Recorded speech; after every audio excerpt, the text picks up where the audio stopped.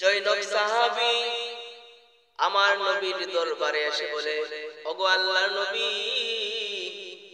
আমি সাহাবী এতটাই গরীব, আমার ফ্যামিলির মধ্যে কোনো শান্তি নাই, অশান্তি নিয়ে ফ্যামিলি চালাই, ঘরের মধ্যে কোনো বরকত নাই, কোনো আয় উন্নতি নাই। ওগো নবীজি, অভাব অনটনের মধ্যে আমি আমার ফ্যামিলি নিয়ে সংসার চালাই। ইয়া রাসূলুল্লাহ, ইয়া হাবিবাল্লাহ, কি করলে আমার ঘরের মধ্যে শান্তি আসবে, রহমত আসবে, টাকা পয়সা ভরপুর হবে? আল্লাহর নবীকে যখন এই কথাটা বলে, আল্লাহর নবী বলেন, ও সাহাবী, আমি নবী তোমাকে এমন একটা আমল শিখাইয়া দিব, যে আমল যদি তুমি করতে পারো, আল্লাহ রাব্বুল আলামিন ওই আমলের বিনিময়ে তোমার ঘরের মধ্যে অসংখ্য টাকা দিবেন, ঘরের মধ্যে রহমত হবে, শান্তি আসবে, অভাব অনটন দূর হবে। সাহাবী বলেন, ইয়া রাসূলুল্লাহ, ইয়া হাবিবাল্লাহ, আপনি জানায়া দেন কোন আমল করলে আমি আমার অভাব অনটন দূর হবে, সংসার শান্তি হবে, টাকা পয়সার মধ্যে রহমত বরকত আসবে। আল্লাহর নবী বলেন, ও সাহাবী শুনো, তুমি যদি সূরাতুল ইখলাস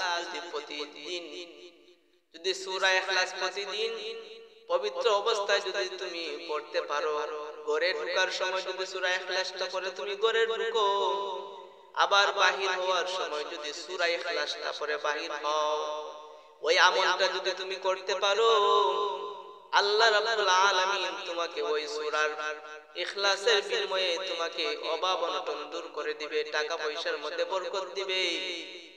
আল্লাহ রাব্বুল আলামিনের বিনিময়ে তোমার অভাব অনটন দূর হয়ে যাবে।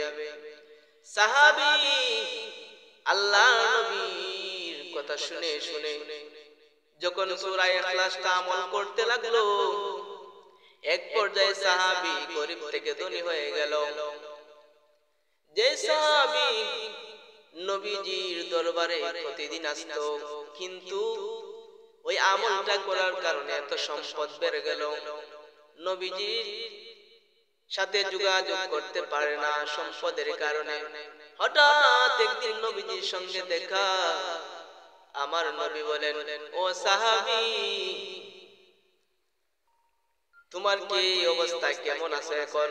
সাহাবী ডাক দিয়ে কয়, ইয়া রাসূলুল্লাহ, ইয়া হাবিবাল্লাহ, ওগো আল্লাহর নবী, আপনি যে আমলটা দিয়েছিলেন, ওই আমলটা করার ফলে আল্লাহ রাব্বুল আলামিন আমাকে এত সম্পদ বানাইছেন যে আমি এক বেলা খাইলে দুই বেলা খাইতে পারতাম না, অভাব অনটনের দিন যাইতো। আপনি যে আমলটা দিবেন, ওই আমল করার কারণে আল্লাহ রাব্বুল আলামিন এত সম্পদ দিবেন যে সম্পদ আমি নিজে খাই এবং অন্যকে বিলিয়ে দেই। বলেন না সুবহানাল্লাহ।